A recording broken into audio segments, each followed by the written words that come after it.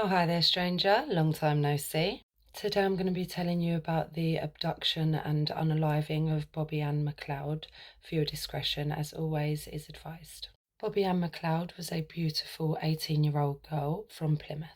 She had quite a typical 18-year-old's lifestyle. She was part of a loving family, mum, dad, and brother. She had aspirations of becoming an interior designer and was in a happy relationship with her boyfriend.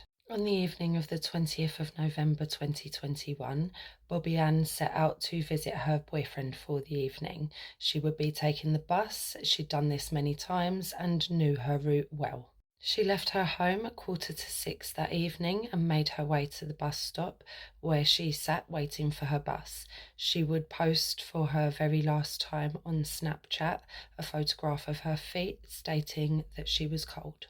Later that evening, Bobbi-Anne's boyfriend rang her parents to see if she was still coming to visit him, as she had not arrived yet and her phone was switched off and he was worried.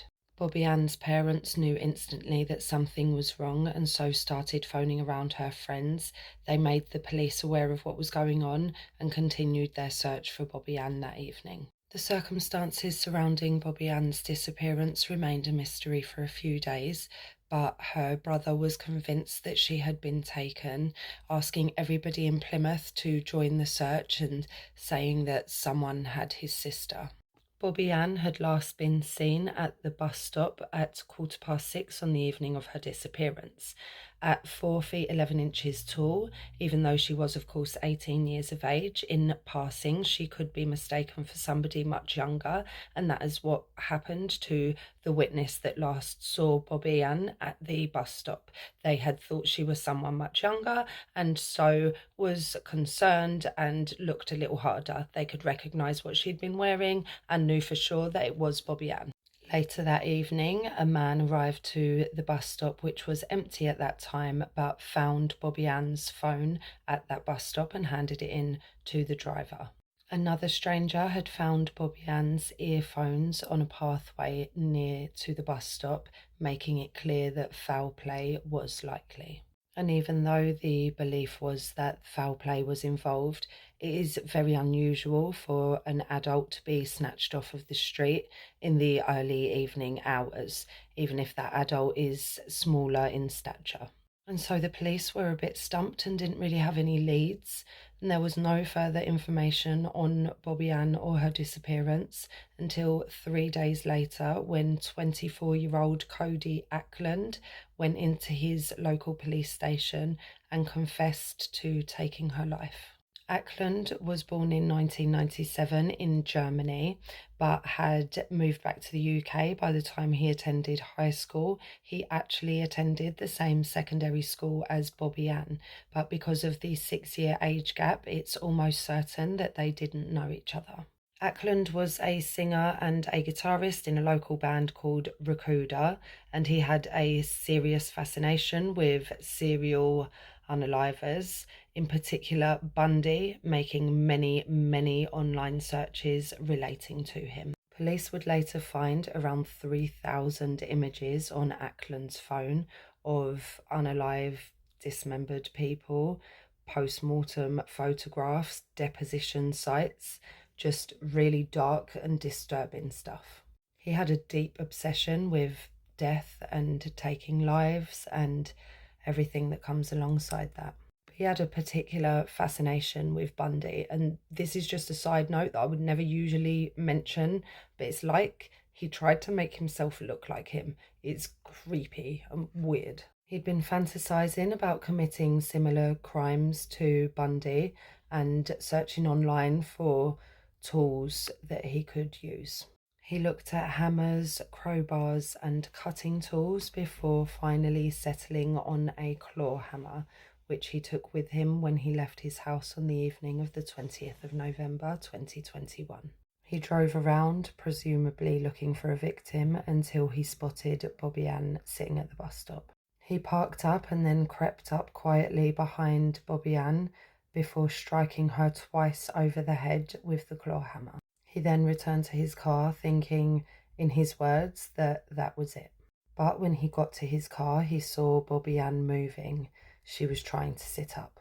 So he took his car closer to the bus stop and took Bobbi-Anne, bundling her into the footwell before taking off with her. He drove to a car park near a forest on Dartmoor and got Bobbi-Anne out of the car. He put her arm around his neck and walked her into the woods. Bobbi-Anne was still more or less able to walk at this time. She was able to talk. She told him that she was scared, and this POS told her that he was too, that he had never done this before. He continued his brutal attack in the forest before again returning Bobbi-Anne to his car and driving a further 20 odd miles to Bovizend Beach in Plymouth.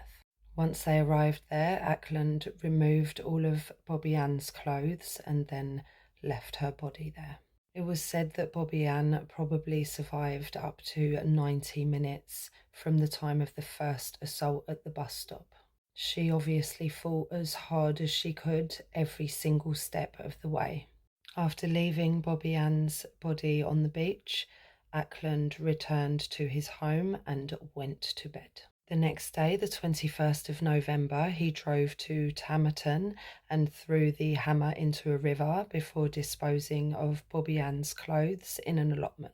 Later that day, he attended a band practice, ordered pizza and went to the pub drinking, where he stayed for a lock-in. He drank into the early hours, with people that knew him commenting that he seemed way happier than usual. The next day, Monday the 22nd, he went to the cinema and watched a movie, and the day after that, Tuesday the 23rd, he handed himself into Charles Cross Police Station in Plymouth and confessed to taking Bobbi-Anne Mcleod's life. This absolute sicko said to police that when he'd beaten her in the head with the claw hammer again and she was still moving, he said, quote, "It's not funny, but I thought, fucking hell, hats off to her." She was 18 years old and had her whole life ahead of her, and he is mocking her instinct for survival, her fight for her life. Hats off to her. I'd like to take his hat off from the scalp. As I mentioned earlier, Ackland had a deep fascination for Bundy, and in many people's opinions, the similarity in MOs can't be ignored. Approaching a lone woman and knocking her out and then transporting her to a remote location to take her life. The weapon of choice. He was idolising Bundy and clearly copied him, as many other weirdos have throughout recent history. Ackland would tell police that he had stopped to hurt Bobbi-Anne because she reminded him of an ex-girlfriend. Police believe that he was just driving around that night looking for a victim, and I believe that too. Based on his searches, the fact that he had chosen a weapon and took it with him, his obsession with Bundy, I believe that Ackland had a plan and went out of his way to make sure that he got what he wanted. Ackland said that he went out because he was, quote, wound up. I believe that he knew what he was going to do. He tried to kill Bobbi-Anne in a blitz attack, but when he realised that she was still alive, he did what he had been learning how to do from the likes of Bundy. And I'm sorry to tell you, stranger, that Cody Ackland did not receive a whole life order, instead receiving a minimum term of 31 years. He will be 55 years old when he's eligible for parole, but has been warned that he may never be freed. I pray to the gods that he's not. As always, rest in peace to the victim of this case, 18-year-old Bobbi-Anne Mcleod. Bobbi-Anne was just a young woman on her way to see her boyfriend. She had her whole life ahead of her, and she did everything that she could have done to keep herself safe that night. She made people aware of where she was, the route that she was taking. She was using public transport. It was early in the evening. What more could she have done? Of course, nothing, because it was not Bobbi-Anne Mcleod's fault, and even when she did everything she could to try and keep herself safe, she was taken by a predator.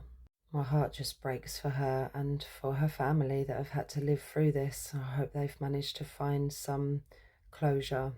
It just makes me sick that Ackland has something to look forward to. As ever, please let me know what you think in the comments. And of course, if you've stayed with me up until now, then thank you for listening, and I will see you for the next one.